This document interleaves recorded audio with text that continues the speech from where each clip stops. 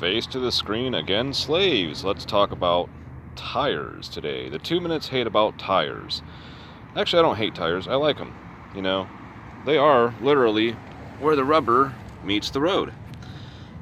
And you see, this one's not too old. I did this one like maybe a year and a half ago, I think. It still has that little red dot on it. I mean, I don't drive that much and the tread's still pretty good. But I mounted and balanced these tires myself at home in my driveway, using a couple different things. So this implement here was actually broken. This is the bead breaker. Let me step back. A lot of you guys might know what it is, but if you don't, you basically,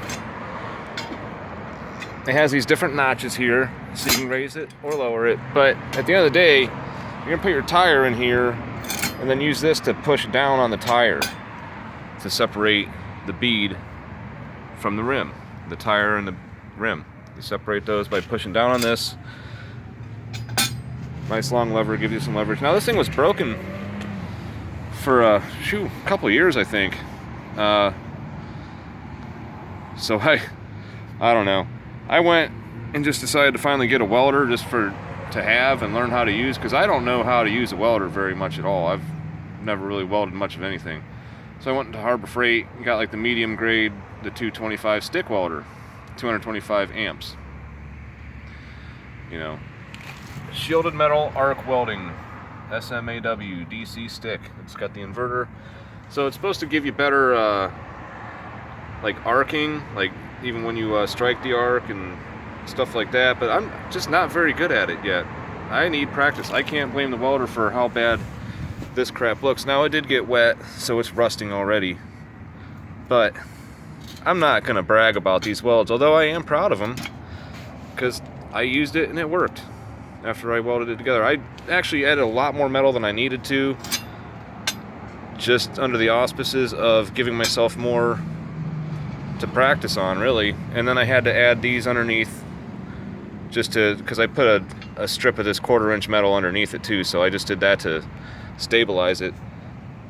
Now I added a lot of weight to it, kind of sucks, but whatever, man. I needed to practice welding. I actually used a welder for the first time to accomplish a goal. And you know, one of these days, I think when I get better at it, if I do get better over time, I'll look back at this thing and just laugh, because I'll hopefully be better at it by then. Just like, whoa, I can't believe I welded it and it looks that bad. I mean, some of it doesn't look too bad. Actually, once in a while I did get a decent bead going, like that wasn't too bad looking before it got rusty. But I boxed it around with these 4 strips of metal, so I'd be welding similar metals together at least, because trying to weld it to the original tubing just wasn't quite working that great. I mean, I didn't really even scuff the paint off of it, because that's why I got a stick welder. I want to do the dirty shit, you know, and be able to still make it work.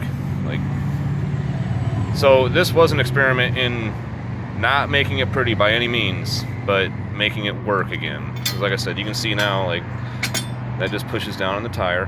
What I did before, when this was broken, was I made a ramp out of a piece of 2x4, a couple 2x4s nailed together, and they had like a stick on the end of it, like nailed to it, and they were reinforced with some metal. But like, you drive another car up onto the tire, like you would put that poking part down here, whatever, and then just drive up the ramp and it would push it. And then like, that sucked though, because I mean, you almost need a person to kind of spot you and make sure you're not driving off your little crappy ramp that you built. So anyway, I made it work a few times, but I got sick of it. And I didn't just buy the welder for fixing this. I bought it and then just figured this would be the first thing I'd want to fix. So like I said, here's a picture of the box.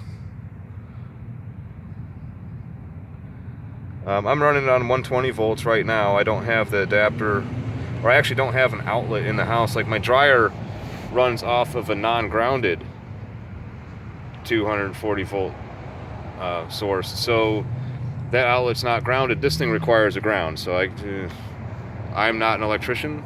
I could maybe learn enough about electricity to wire in just run a grounded 240 line to the garage. I could maybe do that if I was so inclined.